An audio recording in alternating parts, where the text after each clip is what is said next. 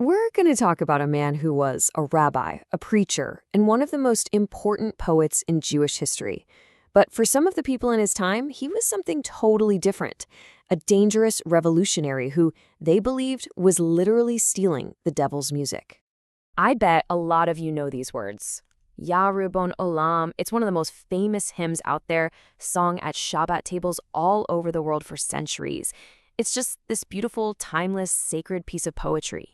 But what if I told you that the guy who wrote it was so controversial that one of the leading Kabbalists of his time said it was forbidden to even talk to him or sing his songs? Well, this is the story of Rabbi Israel Najara, the man who completely changed the soundtrack of Jewish culture. To really get Najara, you have to understand the world he was born into. And it was a world in total turmoil, just reeling from a massive catastrophe, and desperately looking for a new way to connect with God. Okay, so it all kicks off right here. 1492. The Jews are expelled from Spain. It was this absolutely shattering event that just ended a golden age. The survivors fled, scattering across the Ottoman Empire. By the early 1500s, a new spiritual hub started to blossom in the mystical city of Safed. And it's into this world, a world of both trauma and incredible hope, that Israel Najara is born around 1550. Now, the big spiritual idea in Safed at the time was Lurianic Kabbalah. It was this mystical movement that taught that the world was, broken, and that our actions could actually help heal it. And, this is the really cool part, it imagined the relationship between God and the people of Israel, not as a king and his subjects, but as this intense, passionate love affair. So you see what's happening. The old ways just weren't cutting it anymore. The super intellectual, formal poetry from the Spanish Golden Age, it just didn't speak to this new generation. People were looking for something raw, emotional, something that hit them right in the gut. The spiritual center was moving from the head to the heart. And they needed a new soundtrack for this new reality. And right into this moment steps Israel Najara. This guy was a true Renaissance man. I mean, he was a descendant of those Spanish exiles, a respected rabbi in Gaza, a super popular preacher in Damascus, and he had a beautiful singing voice. But his life was also filled with tragedy. He lost his first wife and several of his kids when they were young. And through all that pain, he just wrote and wrote. He ended up composing over 1,000 poems.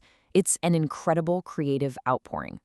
So what was it about his poetry that was so different, so powerful, and so controversial? Well, it all came down to this revolutionary idea he had, a fusion. Just look at this comparison. It shows you how radical he was.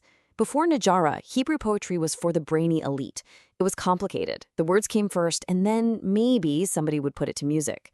Najara totally flipped the script. He wrote for everybody. He started with the music, catchy, popular tunes, and then he wrote his sacred Hebrew lyrics to fit them. He wasn't aiming for your mind. He was going straight for the heart. And where did he find these tunes? Not in the synagogue, that's for sure. He found them in the streets. We're talking Turkish folk songs, Arabic love ballads, Greek dance tunes, basically the pop music of his day, the stuff people were humming in the markets and singing in the taverns. He took those melodies and filled them with holy words about passion and longing for God. I mean, this was wild. He was blending the sacred and the secular in a way that nobody had ever dared to do. One writer put it perfectly. He created a spiritual magma, breaking through the old rock, changing the landscape of Jewish culture forever. He was building something brand new from the ground up. And, when you create something that new and that powerful, you're going to get a powerful reaction. People either absolutely loved it or they hated it. There was no middle ground. The religious establishment was, frankly, horrified. Rabbi Ḥayim Vital, who was the main student of the great mystic, the Ari, he issued this incredibly harsh decree. He said it was forbidden to even speak to Najara or to sing his poems. Why? Because using these foreign, secular, maybe even sensual melodies for holy words, they saw it as a dangerous contamination. But here's the amazing twist. Rabbi Vital's own teacher, the Ari himself, the most respected spiritual leader of the entire generation, had the complete opposite take. The story goes that the Ari said that when Israel Najara sings, angels descend from heaven to listen. You just can't get a better endorsement than that. The spiritual world was totally split down the middle. So who won this fight? Well, in the end, the people did.